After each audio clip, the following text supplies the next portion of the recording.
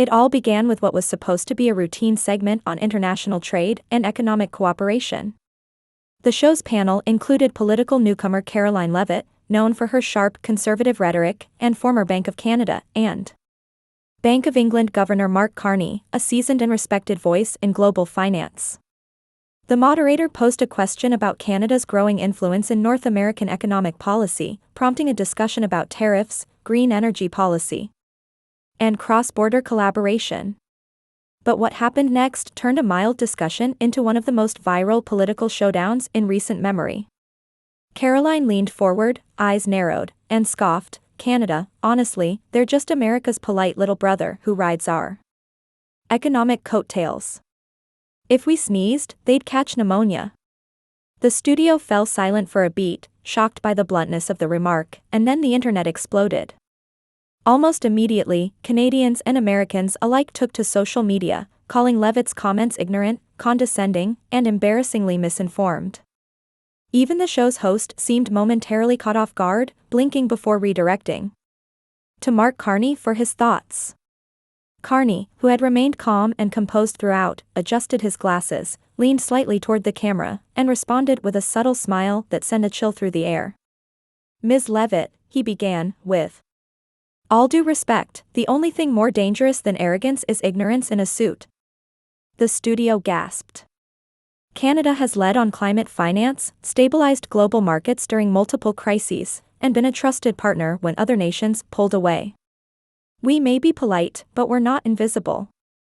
The tone was ice-cold and surgical, and the effect was immediate. The audience clapped cautiously, but online, people cheered. Leavitt, clearly unprepared for such a swift and factual rebuttal, attempted to interject.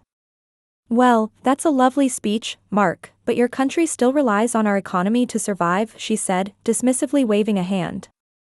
But Carney didn't take the bait. Instead, he calmly pulled out data, citing Canada's ranking in global GDP per capita, energy independence, and its leadership in banking stability. "Unlike the US, we haven't had a financial crisis every decade," he said. And when American banks trembled, they looked northward for models that actually worked. Leavitt visibly bristled, her lips tightening, but the audience could see the shift. The room was no longer on her side.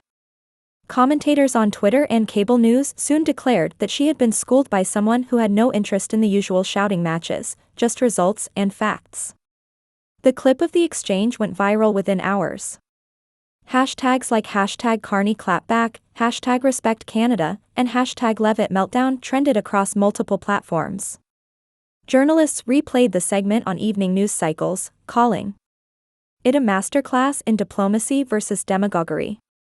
Canadian officials issued statements praising Carney for standing up for the country's integrity. While even some American lawmakers distanced themselves from Leavitt's rhetoric, her office released a statement claiming she was speaking in jest, but the damage had been done. Carney, once seen as a quiet figure behind policy doors, had suddenly become a symbol of national pride and dignified resistance.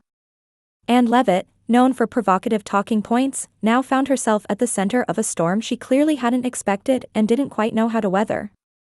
As the fallout continued, networks across both nations invited Carney to speak on the broader implications of the moment. In one primetime interview, he calmly reflected, "There's a difference between having strong opinions and being strongly misinformed. The former can help shape policy, the latter just fuels division." His words resonated far beyond Canada's borders.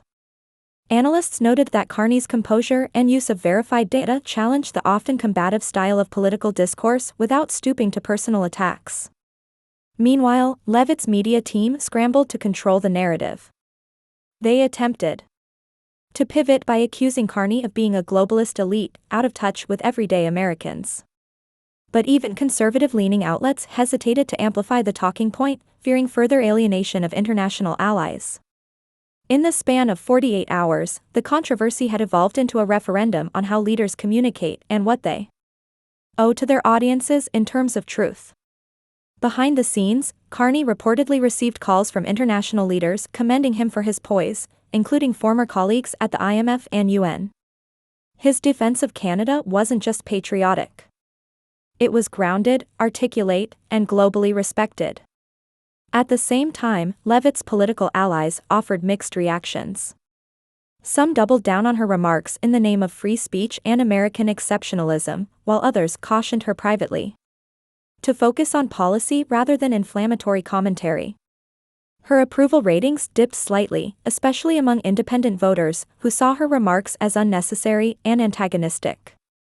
We're living in an age where leadership means not just being loud, but being right. One editorial wrote, Carney showed the world what statesmanship looks like. Leavitt showed us what happens when talking points outweigh preparation. But Leavitt wasn't ready to back down completely. At her next town hall event, she addressed the controversy head-on. I won't apologize for being an American who puts America first, she said, drawing applause from some supporters. But maybe I should have chosen my words more carefully. It was the closest she came to admitting a misstep, and it didn't go unnoticed.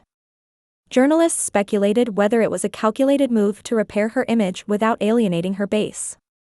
Meanwhile, Carney continued to rise in prominence not as a politician but as a thought leader who had demonstrated that facts, when wielded wisely, could be more devastating than any insult. His calm takedown had become a symbol.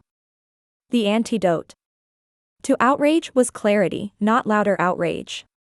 In the weeks that followed, the incident was dissected in academic papers, talk shows, and political classrooms across North America. Professors used the clip in media literacy seminars to demonstrate the difference between rhetoric and substance. Communications experts noted Carney's ability to de-escalate while dominating a conversation with facts he didn't raise. His voice. He didn't interrupt. He simply corrected, one professor noted.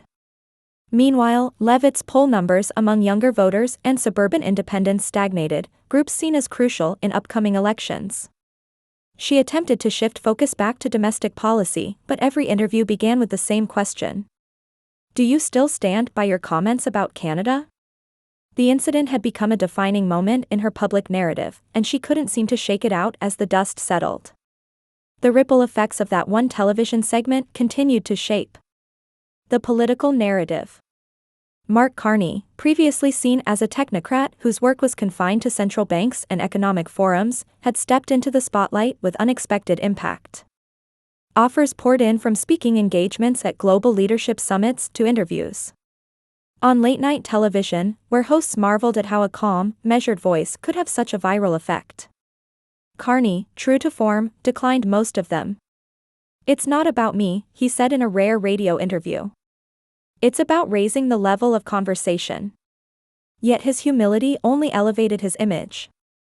In Canada, he was celebrated as a symbol of competence in an era of chaos. In the US, moderates began referring to the moment as the Carney Doctrine, a call to replace political performance with performance rooted in data and dignity. Meanwhile, Karoline Leavitt's team launched a strategic rebrand, attempting to lean into her America First persona without repeating the same missteps. They booked her on shows where hosts were sympathetic, giving her room to reframe the controversy. I wasn't attacking Canadians, she explained in one such appearance. I was pointing out that the US shouldn't outsource its leadership. But fact-checkers were quick to note the discrepancy between her post-controversy remarks and the original statement. Critics saw through it. Voters, too, seemed unconvinced. What had started as a moment of bluster had ballooned into a crisis of credibility. Even within her party, whispers grew louder. Was she ready for primetime politics, or had she become too focused on virality over values? The turning point came during a joint American leaders hit panel hosted months later in Toronto. Carney was there to speak on sustainable finance. Leavitt was added late to the guest list, reportedly at the urging of a U.S. donor eager to see her redeem herself. The atmosphere was tense but civil. When asked about the role of cross-border cooperation, Carney calmly recounted the benefits of mutual respect and policy. The experience had tempered her tone. Though the clash had long left the headlines, its legacy lingered in the way politicians approached public discourse. Invitations followed from international forums and student debates alike. Though he never ran for public office, his influence was unmistakable. He had become a quiet force for elevating political conversation, one rooted not in volume but in values.